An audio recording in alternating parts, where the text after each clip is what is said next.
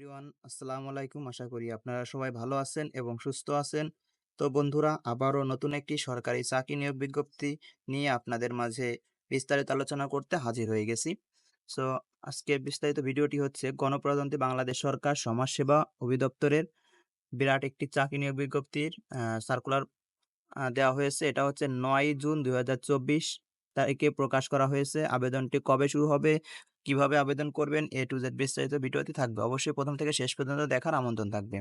So আজকের নিয়োগ বিজ্ঞপ্তি হচ্ছে সমাজকর্মী ইউনিয়ন, ইউনিয়ন পর্যায়ে মানে প্রত্যেকটা আ ইউনিয়নের এটা আবেদন করে এখানে টোটাল প্রার্থী হচ্ছে পদসংখ্যা হচ্ছে ২০৯ টি। এটা হচ্ছে খাত হবে স্থায়ী রাজস্ব খাত।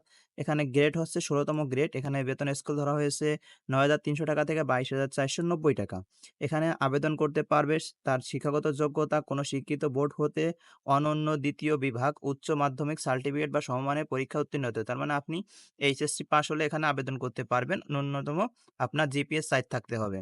তারপর হচ্ছে গিয়ে বিভাগীয় প্রার্থীদের ক্ষেত্রে বয়সসীমা ৩৫ বছর শিথিলযোগ্য। তার মানে যারা বিভাগীয় পর্যায়ে তাদের বয়স ৩৫, আর যারা ইউনিয়ন পর্যায়ে মানে জেলা ভিত্তিক তাদের বয়স অবশ্যই হতে হবে ১৮ থেকে ৩০ বৎসর, ১৮ থেকে ৩০ বৎসর।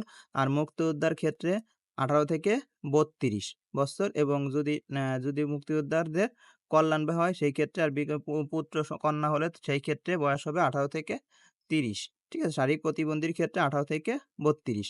বয়সের ক্ষেত্রে এফিডেভিট গ্রহণযোগ্য নয়। আর কোন জেলার প্রার্থীগণ আবেদন করতে পারবে না? এখানে বলা হয়েছে রাজবাড়ী, বান্দরবন, খাগড়াছড়ি, রাঙামাটি, জয়পুরহাট, গাইবান্ধা, লালমনিরহাট, ঠাকুরগাঁও, মাগুরা ও ঝালকাঠি। এই যে জেলা কয়টি আছে, এই জেলা কয়টি প্রার্থীগণ আবেদন করতে পারবে না। তাছাড়া তবে এতিম ও শারীরিক প্রতিবন্ধীর কোটার প্রার্থীদের ক্ষেত্রে যেকোনো জেলা থেকে আবেদন করতে পারবে।